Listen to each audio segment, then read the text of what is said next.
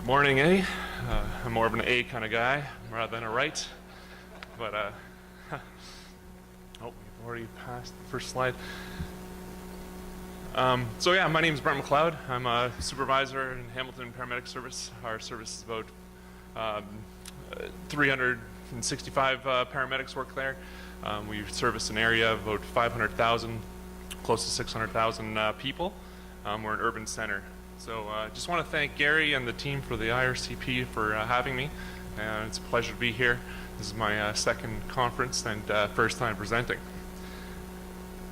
So yeah, I'm here to present my project that we've been funded for. It's a small little project. We're looking at why frequent users are calling 911, and it's a knowledge to action approach. So I'm just going to give you a little overview of our project. Our team is made up of about 6 people, and just go over the purpose, why we're doing the things that we're doing, methodology, and share some of our preliminary results because we're still in the collection of data phase. So non-urgent calls, including those individuals who call frequently, contribute to ED overcrowding, of course, and they can delay transport and treatment to a lot of other patients that need it.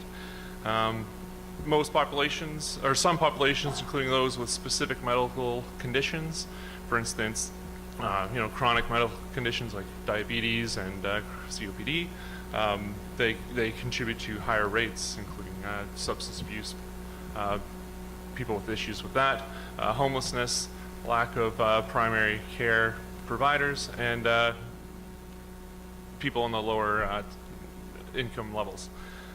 That's what some of the data and some of the research out there has shown, and especially in a US-based context.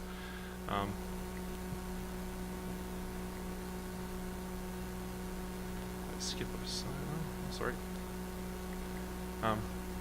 So why do they call? A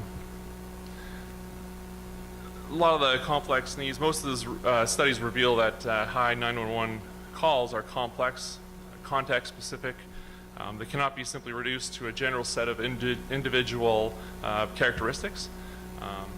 And like I said, we don't have much of that context put in Canada.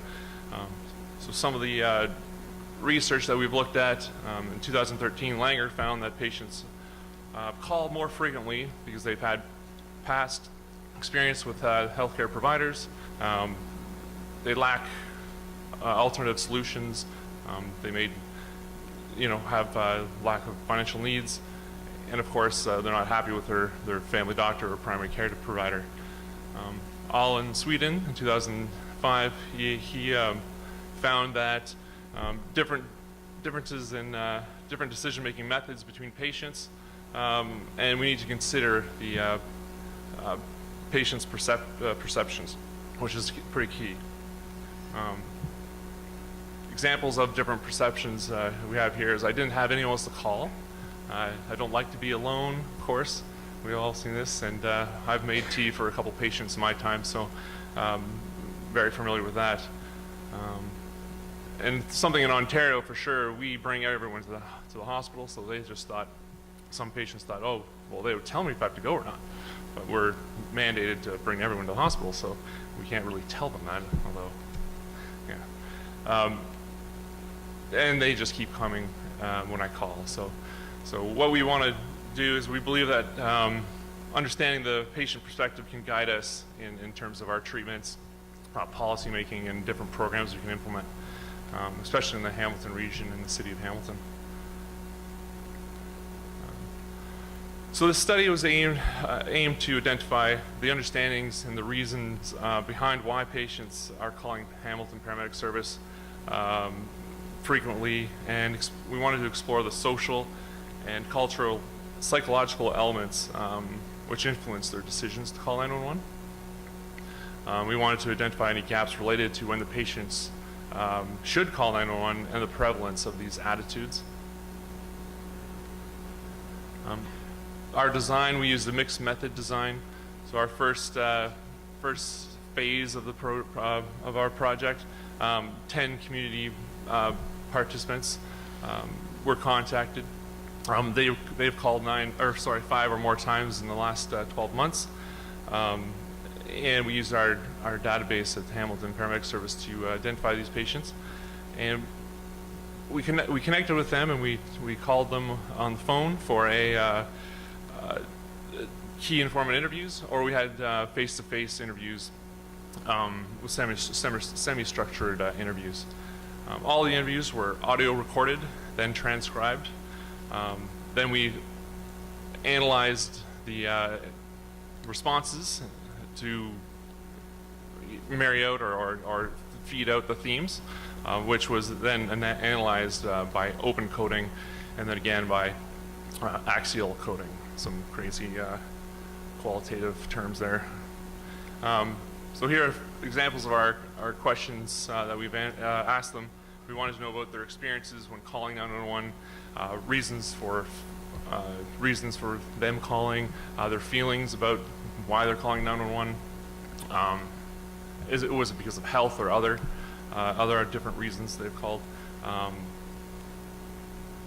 and what kind of care did they get when they did receive a paramedic at their door. Some more questions for you to review if you like to. What is the function of the role of paramedics in the service? What kind of services do they get?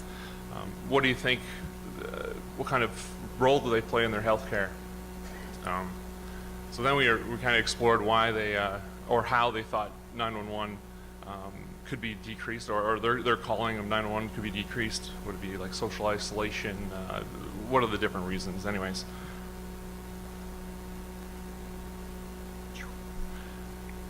So some of our preliminary results, of course, a significant portion were obviously elderly. Mobility issues and absence of social supports were identified as key themes. Some callers had anxiety, of course, and social isolation. This appeared to foster inclination to call 911 a lot more than others. There were some different attitudes to the role of EMS or paramedic services. They figured, hey, this is a public service. We can call, and you guys have to respond anytime. So I was at one extreme, and the other extreme, people reported to say, well, this is absolutely just for emergencies. So, and we also identified that, or we also observed that patients are underreporting their usage, of course, as you can imagine.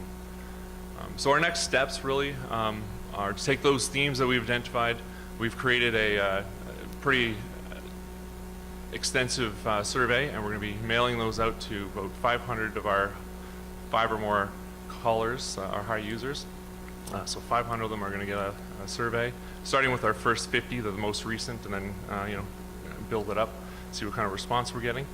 And then we hope to have this done, data collection period done by August, and then we can share our results and present it to policymakers, funders, and target programs and things like that to decrease high users.